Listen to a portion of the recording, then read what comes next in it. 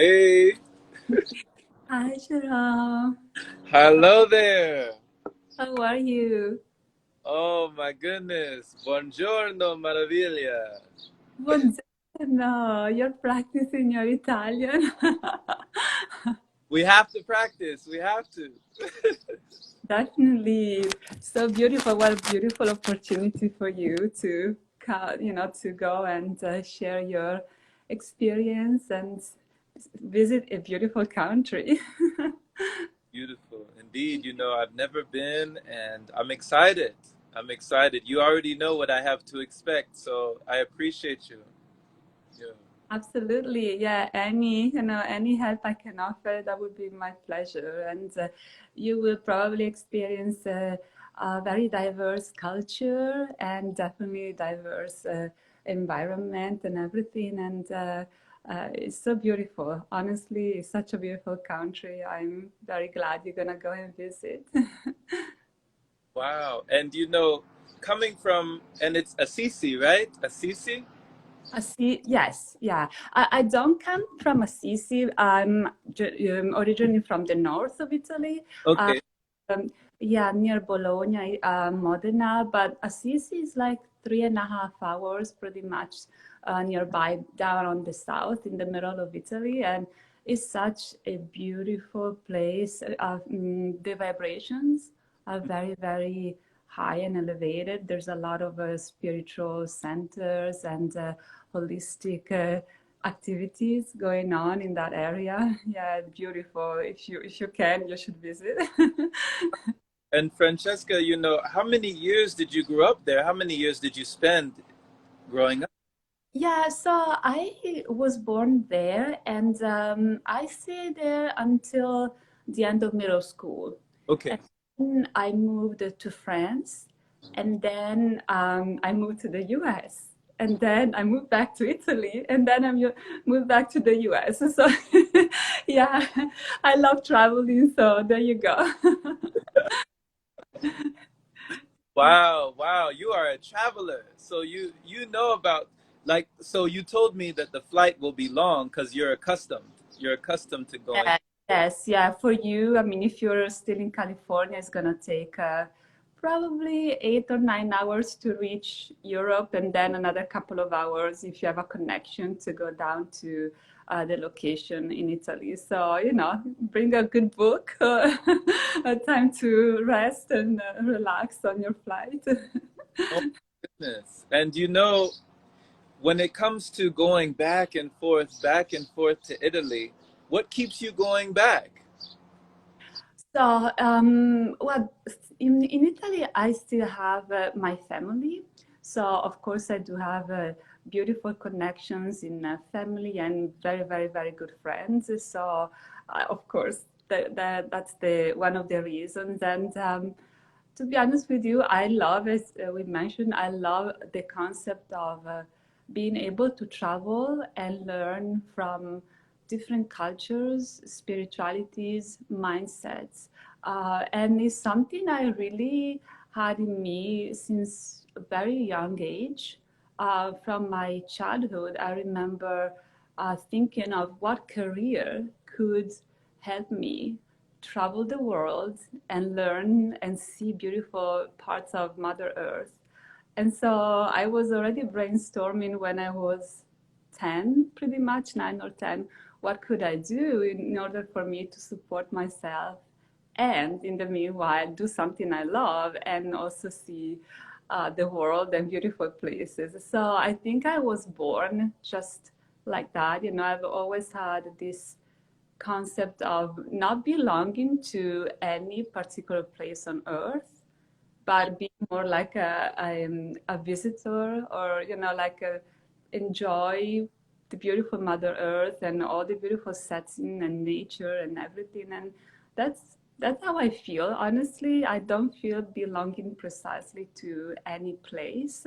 And at this point of my life, I really appreciate a lot where I can find a place or a location where I can match vibrationally, energetically, it could be like a beautiful beach on Hawaii, I love Hawaii, but, or it could be also, in a big city. It doesn't really matter, but I think the company is so important, and the vibrational match, that you have with people. So that's what I value the most at the moment.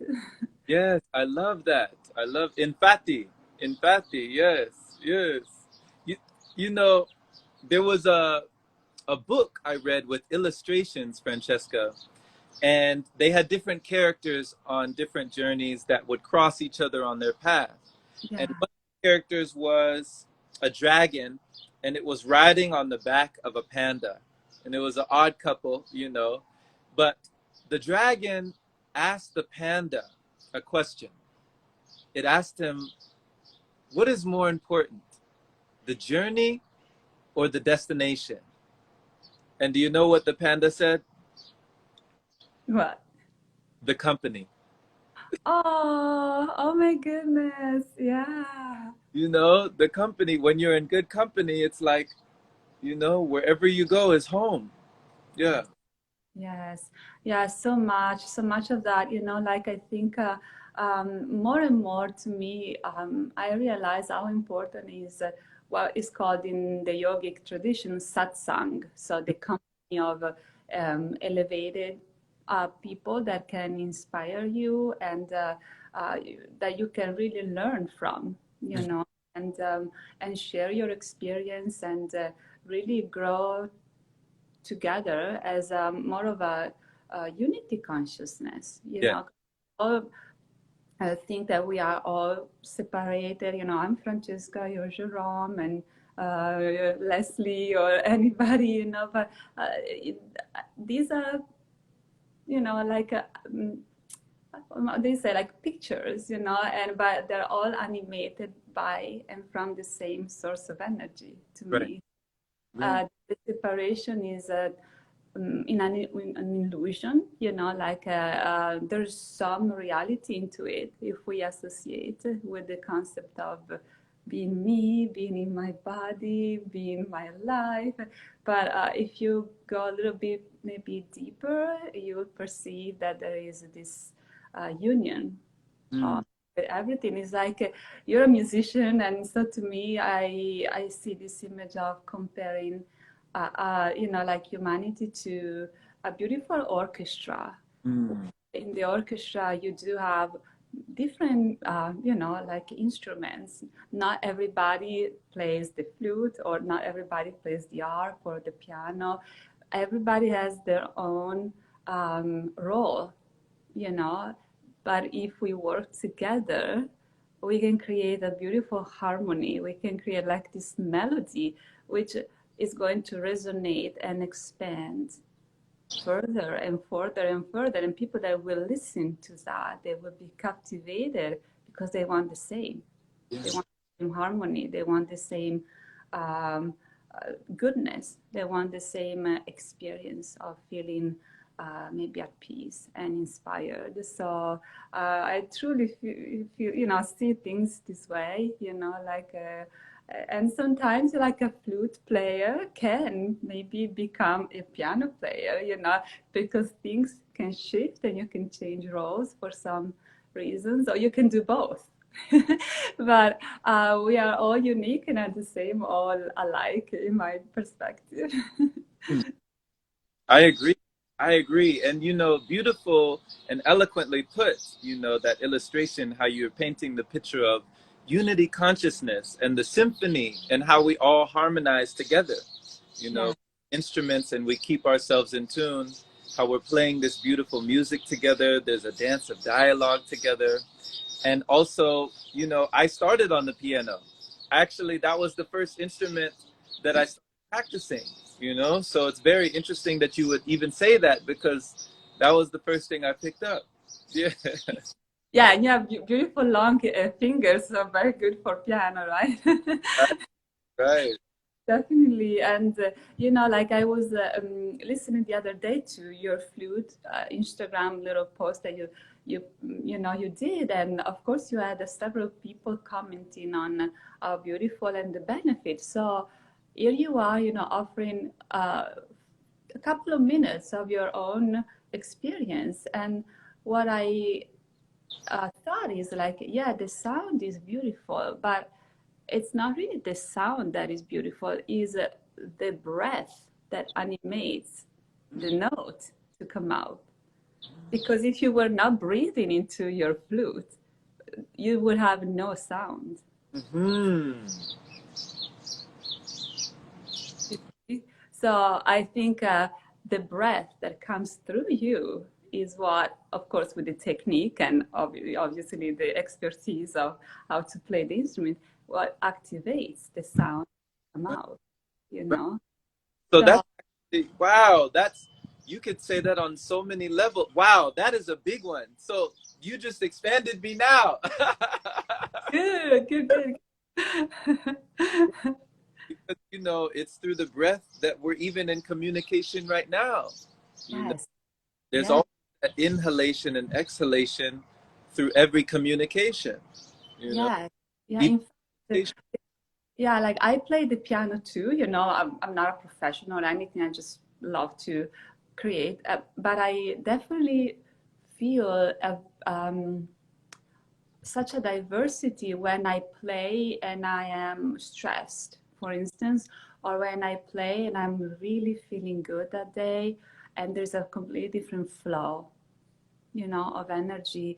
And I suspect if you play a wind instrument where you have to put your breath through the instrument, definitely will be very different, because when you're stressed or nervous, obviously you have like a short breath, and when you're relaxed and after breath work, your breath is more full, is more rich, is more pranic, let's say that, right? And so the quality that goes through the wind instrument and out to the listener is very different.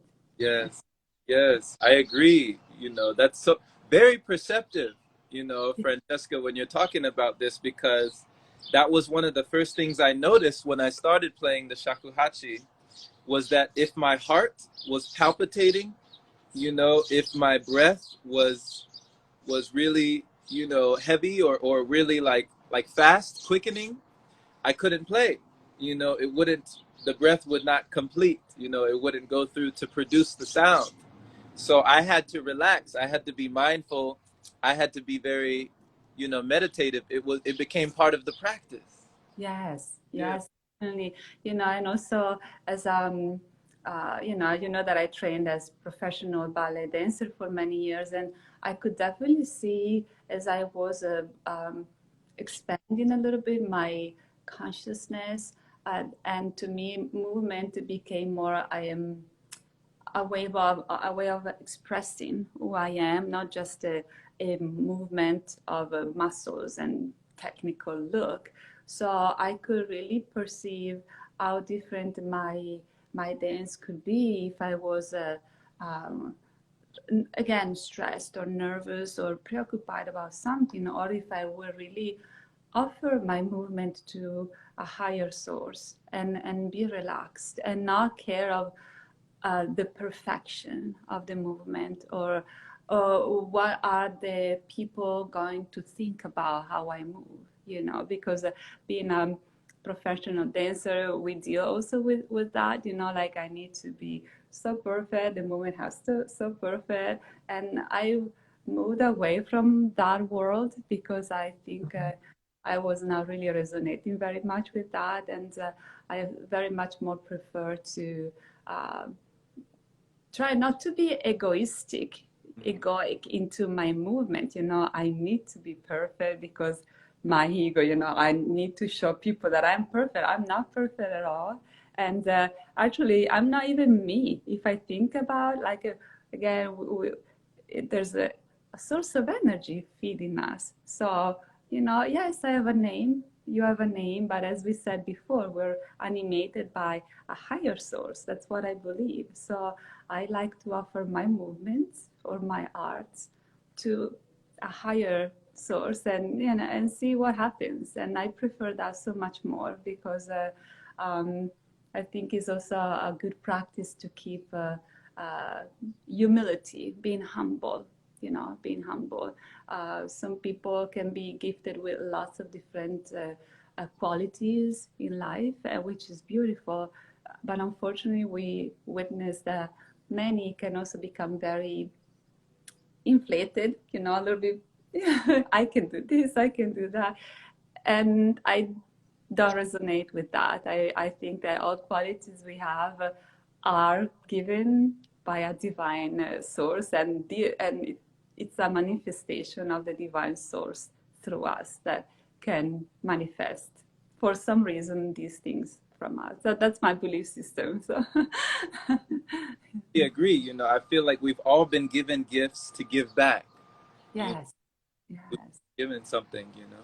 Exactly, you know, and I'm so glad again that you need to, you know, you're going to this trip to Europe because maybe it was a little surprise from you. It was like a last minute thing. Yeah, it wasn't it. So I think there's really like a call to hear you. You know, you have definitely something to give to this, you know, meeting, you know, there at this time. Otherwise, you would not have been called on the spur of the moment, you know, and so I think everything that happens for a specific reason. So I wish I could be there, but you'll tell me all about it. You're there with spirit, you know, you'll definitely be there. And you know, when you talk, Francesca, about like that divine spark or whatever inspires us, like they say how inspiration or to be inspired means to be in spirit, you know, that breath within you, that inspiration is kind of like that inhalation of energy. How does it look like for you to give your movement over to a divine energy, you know, or to another energy or to a higher form, you know? Wow, that's such a deep question. I think that every time is different. I never felt just one precise feeling.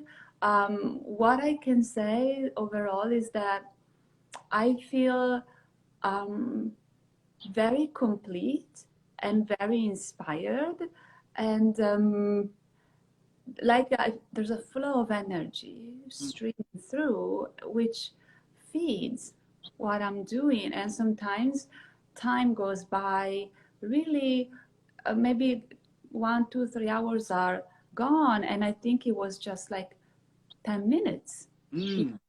And especially also on those times, you're really fed by this beautiful energy. And so also the thought of, okay, now it's the lunchtime or it's like a breakfast.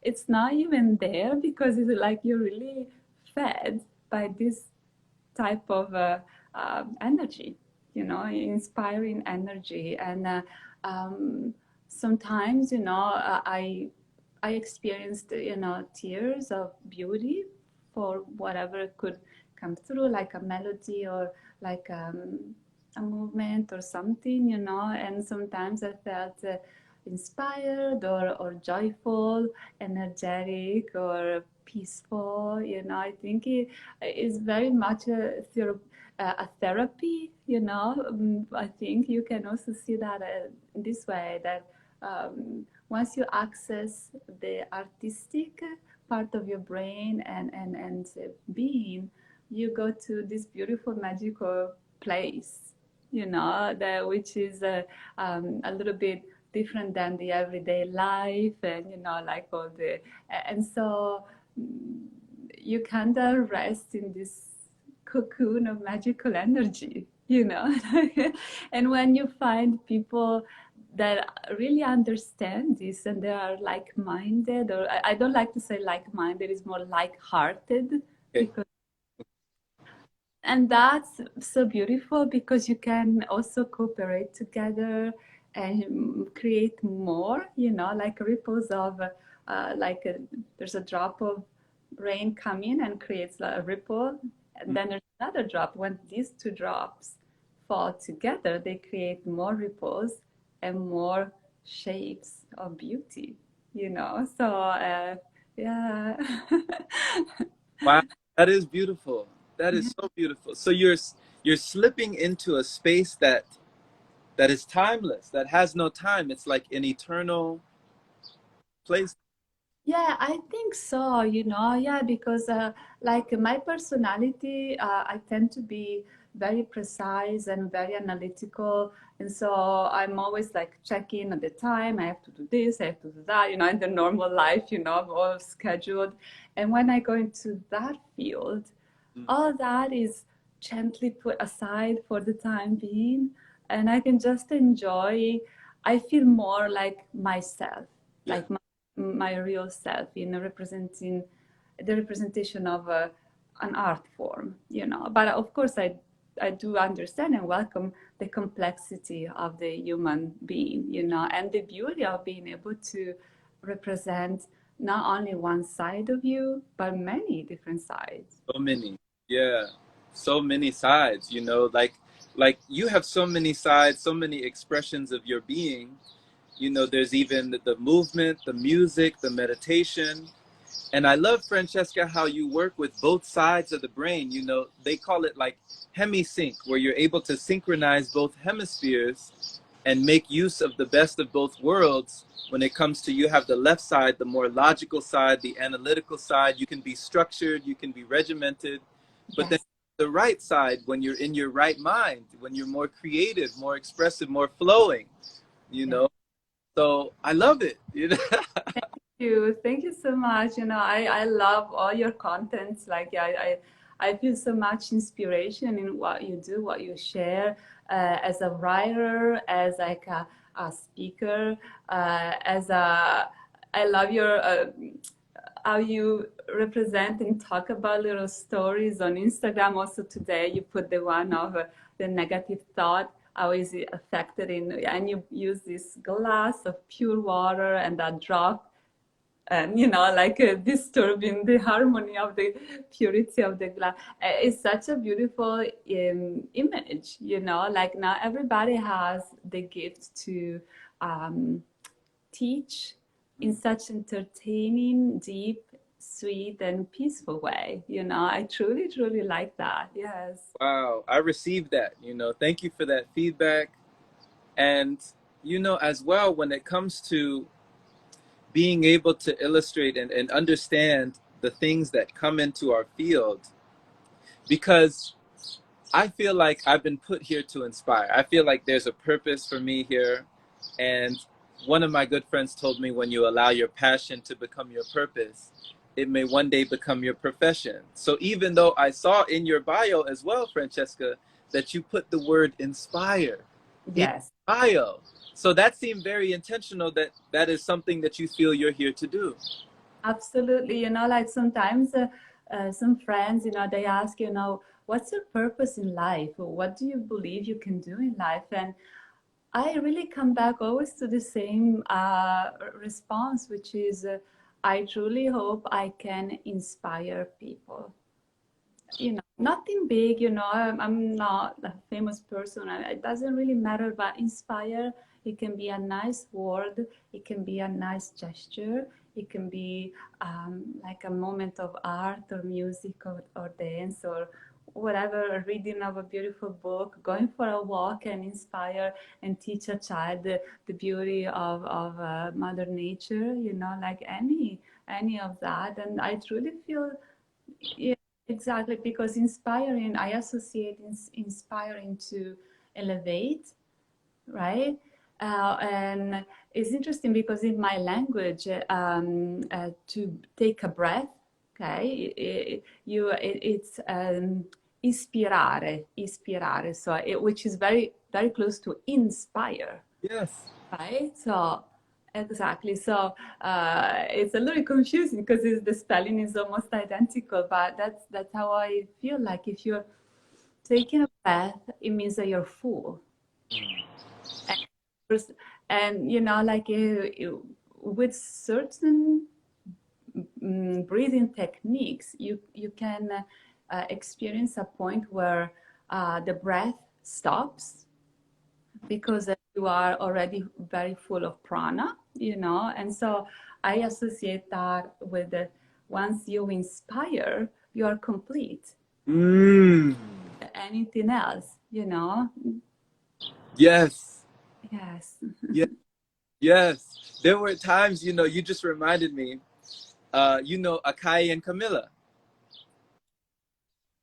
Akai, Yes. yes. So Akai and Camilla, sometimes they have these breathwork classes or breathwork sessions that they'll put on for people. And there are times when they really get into the breathing zone of the dynamic breath, in and out, that they'll just let go of the breath and they'll say rest in the breathless, you know, rest in that breathless state where it's just stillness. And like you said, you're full.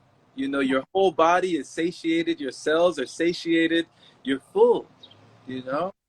Definitely, definitely so. And to me, you know, I've been a practitioner of breathing techniques and meditation for quite a long time. So connecting with you, great el-Tom and the main teacher, and other beautiful beings like Camilla and other ones, Jasmine, and it's so inspiring because you learn so much from all these lives and their experiences. You know, it's so enriching to be in this time of life where really knowledge is open and accessible so easily. And of course, we have to be careful of what we are open ourselves to, because there's everything. There's lots of different uh, you know, possibilities to to fall into. So you need to pick and be very selective of what makes you feel, once again, inspired, Yes. feel good, what can help your next moment in life, you know, because it's very easy to um, mm, listen to lots of different information, what's going on in the world and all that stuff. And it can be, you know, like productive at some level, but after a while you can really feel like so heavy and so confused and so uninspired. But I hear the word often, simplify. Yes. Simplify. You Yeah. know, you're not meant to know what's going on all the time in the world. You know, before social media and other things, like a human being was pretty, you know, isolated in whichever environment they would live. You know, so you're not really meant to take on you all the problems of all the world and try a solution. Like, yeah, I understand that, you know, now times are different, but I think we have to be very selective on what we uh, feed ourselves, sound, image, videos, whatever, because it's going to affect our life, our mindset, our relationships with other people. You know, like, of course, I'm sure that maybe happened to you as well. Maybe you just heard like something negative and you're affected, and then maybe a person you love comes in and you don't, or you can't respond right away in a loving way because that is still bothering you, you know, in your mind, in your energy. So you have to be selective. Yeah. Yeah. And you know, at least that's what I think. You know, everybody's Right. Right. uh, And you I'd love to know as well, Francesca, when it comes to be, because of course, like that illustration with the red dye inside that water, you know, you saw how quickly that it can become, you know, contaminated with just a one drop. So when yeah. being, you know, selective and protective with with the ways your mind is affected by your environment, by the information, like they say, information is food and food is information. Has there been times, and whenever there was a time when you were affected by that drop, how did you, I guess, cleanse yourself of that, or how did you create a space where you could, you know, distance yourself from that energy, you know, or bring yourself back into balance? Yeah. Yeah, thank you for asking. I think it's a very practical question because um, I think everything is energy. We all know very well. So I feel that when we are affected by some kind of negative information or whatever, it's like a little bit of a bubble of negative energy that can have like their own dimension, their own look, their own vibrations, even if we don't see, but it's still existing. So I think that for me, it's very efficient to start immediately to try to connect with my higher self through prayer, through meditation, through asking whichever is your belief system. You can ask the angels to come and enlighten your path. You can, call any divinity that for you is very dear to your heart. Call the light, ask the light to guide you, but with deep faith and deep knowledge that you are not just talking to nobody, like the universe is pure energy, everything is energy. So what you send out like an antenna will be received back. But if you have an antenna and then you disconnect it, or you just damage it, or you like say, oh, I have an antenna but it's useless, of course the energy you send out will not really be effective most of the time. So you have to really understand that what you're doing creates vibrations, creates energy. And so if you're feeling not well or something, or like you're affected negatively, for me, to calm down and center myself and ask the divine light to help is absolutely the number one. However, there might be also some time where you're physically nervous, and I think that doing a sort of a physical activity such as walk or exercise slightly can really help to release the excessive accumulation of negative energy that is vibrating into your body too fast. Yeah. Right. So if you maybe like to go in nature, take a walk or run or swim, whatever like you enjoy, it can help. Also, at least in my experience, I could benefit from both ways of approach. Yeah. Thank you for breaking that down. Thank you for breaking that down so And brilliant. what about you? What do you do when you're affected by the drop affecting the world? What's your method? Well, yeah, I was just going to say, right before this talk, I took a walk. Walking is a lot of what I do to get those emotions, the energy and motion, to get it moving again, to leave from that stagnation and release the information, because I feel like when I'm walking, sometimes it feels like I'm jogging my memory. They say even scientifically and on a biological level, we're changing our neurochemistry, that feel good feeling, the endorphins, the serotonin, the dopamine, but also that you're enlarging the hippocampal areas of the brain, the hippocampus that deals with long-term memory. And I didn't know about any of this stuff, I had no idea like of all the positive effects and the benefits that could be had just by walking. Yes. Yes, definitely. Definitely, like where I grew up in my country, in Italy, I remember that I spent a lot of time with my grandma. Yeah. And I remember that she would tell me also the old ways of living, and where like, for instance, after dinner, like they would eat really early in the afternoon, right? So not too late at night or anything. And then they would go for a walk, right? And then people would think, oh, yeah, it's the walk for like,